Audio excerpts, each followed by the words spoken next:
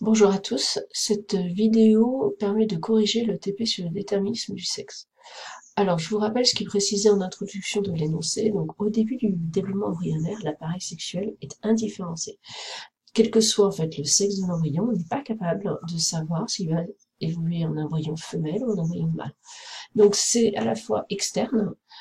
Ici, on a un tubercule génital, des burulés génitaux et une fente urogénitale, mais également interne, avec ici une gonade indifférenciée, deux canaux, les canaux de Wolff et les canaux de Müller, et ici un sinus urogénital. Donc ce qu'on va voir en fait dans ce TP, c'est comment cet appareil sexuel indifférencié se différencie soit dans une voie génitale femelle, soit dans une voie génitale masculine. Donc la première étape, en fait, on s'intéresse au sexe chromosomique, puisque, vous savez, lors de la fécondation, le spermatozoïde peut porter soit un chromosome X, soit un chromosome Y, et donc la cellule F, soit être XX, soit être XY. Je vous rappelle que XX est plutôt associé au sexe féminin et XY au sexe masculin. Donc ici, voici le chromosome Y, et on s'intéresse à ce gène-là particulier, qui est le gène SRY, qui est impliqué dans la différenciation des gonades indifférenciées en testicules. Donc on s'intéresse en fait à des personnes qui ont un syndrome de Swyer. Le syndrome de Swyer, ce sont des personnes qui sont XY, mais qui possèdent comme gonades des ovaires, dont l'apparence sexuelle est féminine, mais ce sont des personnes qui vont avoir des aménorrhées, c'est-à-dire pas de règles, et qui vont être stériles. Vous avez ici un cas 46 chromosomes avec XX, donc des gonades féminines, l'apparence sexuelle féminine, et XY, avec des testicules et une apparence sexuelle masculine. Les personnes qui ont le syndrome de Swyer, on s'aperçoit qu'en fait, au niveau du gène SRY, elles ont ici une mutation. La cytosine en position 220 est remplacée par une thymine. Et en fait, cette mutation va faire que le gène SRY ne fonctionne plus. Et donc, on s'aperçoit quelles sont les conséquences, c'est que malgré la possession d'un chromosome Y, si le gène SRY ne fonctionne pas, la gonade, à ce moment-là, ne se différencie pas en testicule, mais en ovaire. Et la conséquence de ça, c'est qu'on va avoir ensuite une apparence sexuelle féminine, ce qui montre qu'il y a peut-être un rôle ensuite des gonades sur le reste de l'appareil sexuel. Donc si on reprend le schéma que je vous ai donné, ici là vous avez le schéma vierge, j'ai commencé à le compléter. Donc le premier niveau de sexe, c'est le sexe chromosomique au niveau de la cellule œuf, donc XX ou XY. Donc le début des développements, l'appareil est indifférencié, la gonade est indifférenciée, l'appareil est indifférencié, et dans les deux cas, gonade indifférenciée. Donc ce premier sexe qui est déterminé, après le sexe chromosomique, c'est le sexe gonadique. Donc ça se fait entre 5 et 7 semaines, mais les gonades ne sont pas visibles. Donc, normalement, d'une cellule œuf XX, la gonade indifférenciée se différencie en ovaire, et dans une gonade indifférenciée, la gonade indifférenciée dans une cellule XY se différencie en testicule. Et ça, c'est permis grâce au gène SRY. Donc en fait, si on représente les choses correctement, vous avez le gène SRY ici, qui est responsable, je fais ma flèche un peu grosse, hop, de la différenciation de la gonade différenciée en testicule. Dans le cas où il n'y a pas de gène SRY, il n'y a pas de la gonade va se différencier en ovaire. Alors en fait, on pense qu'il y a ici des choses qui interviennent quand même, donc ce qu'on appelle un facteur Z, dont on ne connaît pas vraiment l'existence, on ne sait pas trop de quel gène il s'agit, etc. Mais on pense quand même qu'il y a au niveau de la différenciation des gonades en ovaires, quelque chose qui intervient, puisque dans le cas où il n'y a pas SRY, les ovaires sont quand même très réduits, ce ne sont pas des ovaires fonctionnels. Mais là, il n'y a pas énormément de recherches qui ont été faites encore. Donc le gène SRY va être responsable de la différenciation de la gonade en testicule. Donc ça, c'est la première étape. Ensuite, plus tard dans le développement embryonnaire, se passe la différenciation du sexe, qu'on appelle cette fois-ci le sexe phénotypique, c'est-à-dire le sexe qui est visible. Donc dans le cas d'un embryon femelle, le tubercule génital se rétracte, rentre en fait, et va donner ensuite le clitoris. La fente urogénitale reste ouverte, et les bourrelets génitaux donnent les grandes lèvres. Dans le cas d'un embryon masculin, au contraire, le tubercule génital va pousser vers l'extérieur, la fente se referme et on a des bourrelets génitaux dans lesquels vont migrer ensuite les testicules au niveau dans les bourses. Pareil à l'intérieur, donc à l'intérieur, le système sexuel indifférencié évolue soit un appareil reproducteur développé féminin, donc à partir des canaux mulaires. En fait, chez l'appareil féminin, les canaux mulaires se développent et les canaux de Wolff régressent. Et à l'inverse, chez l'appareil masculin, les canaux de Wolff se différencient en voie génitale masculine et les canaux mulaires régressent. Donc là, j'ai repris en fait les différentes expériences que vous avez dans le tableau. Donc l'idée, ce type d'expérience, c'est qu'il faut toujours les comparer 2 à 2. Il faut toujours avoir un thème. Donc dans l'expérience 1, on a pris un embryon mâle avec des testicules, canaux de Wolff et canaux de Müller, donc Wolff en vert et Müller en rose. Et donc, quand on les fait, j'ai fait aucune manipulation, et donc ils évoluent avec seulement des canaux de Wolff et puis les testicules. Je regarde ce qui se passe quand on prend un appareil masculin dont on enlève les testicules. Et à ce moment-là, ce qu'on voit, donc il n'y a plus de testicules, c'est que on a des canaux de Müller qui restent développés. Donc en gros, ça veut dire qu'on a un appareil qui est féminin. Donc si on enlève les testicules, l'appareil sexuel devient féminin. Ce qui sous-entend que les testicules ont un rôle dans la différenciation de l'appareil génital masculin. Alors on va faire une expérience complémentaire. Ce coup-ci, je prends un embryon femelle, donc indifférencié, mais il a donc les ovaires, donc c'est un embryon femelle, et je lui greffe un testicule. Et on regarde ce qui se passe. Et quand on greffe un testicule, ce qu'on s'aperçoit, c'est que l'appareil féminin, avec les ovaires, évolue en appareil masculin. Alors que s'il n'y a pas de testicule, c'est bien un appareil féminin. Donc la présence du testicule en soi-même suffit à induire un appareil sexuel masculin.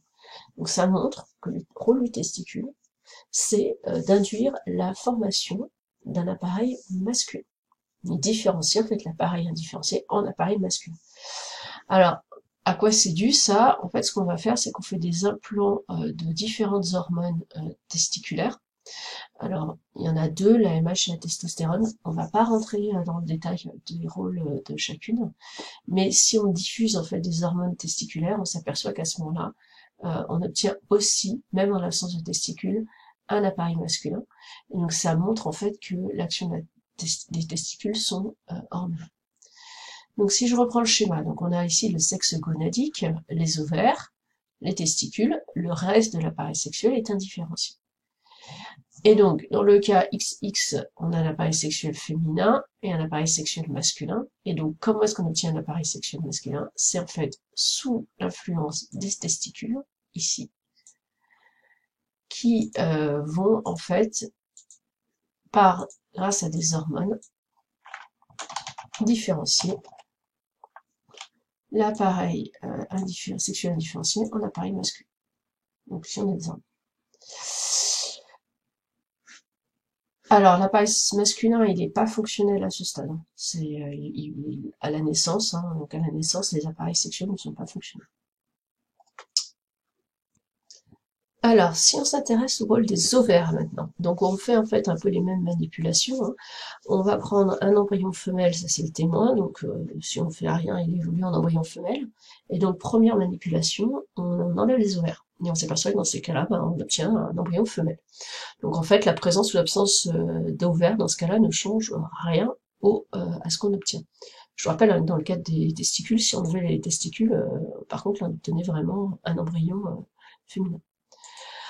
Maintenant, si on s'intéresse à ici les 2 autres manipulations, donc en fait on prend un embryon masculin sur lequel on greffe un ovaire, à ce moment-là, on obtient un embryon masculin. Et donc ça montre quoi ça? Que les ovaires ne jouent aucun rôle dans la différenciation de l'appareil sexuel.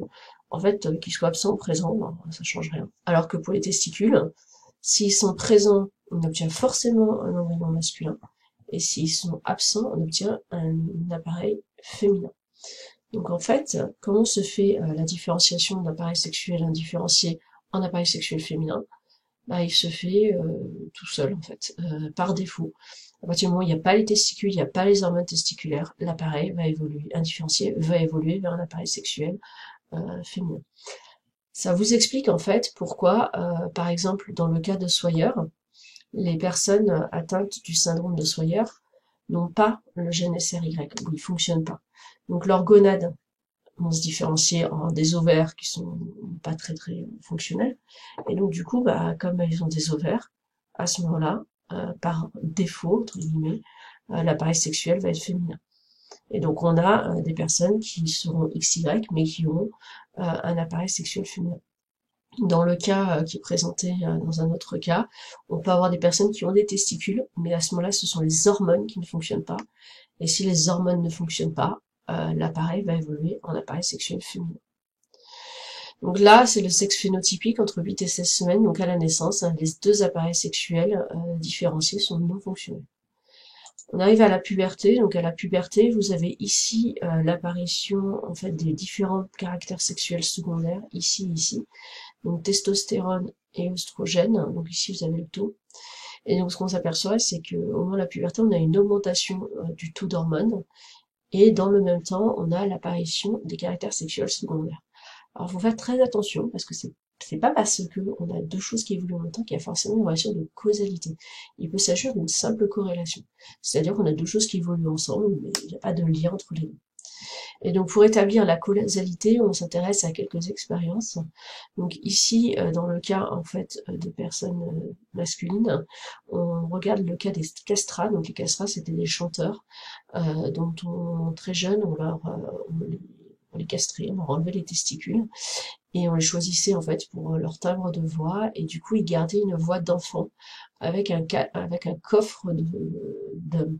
Alors c'était les superstars de l'époque, dans les opéras baroques, les femmes n'avaient pas le droit en fait de chanter, et donc les rôles de femmes étaient faits par des castrats.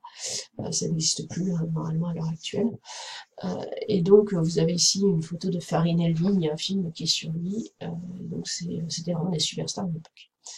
Malheureusement, il y avait beaucoup d'enfants qui mouraient, je passe le détail.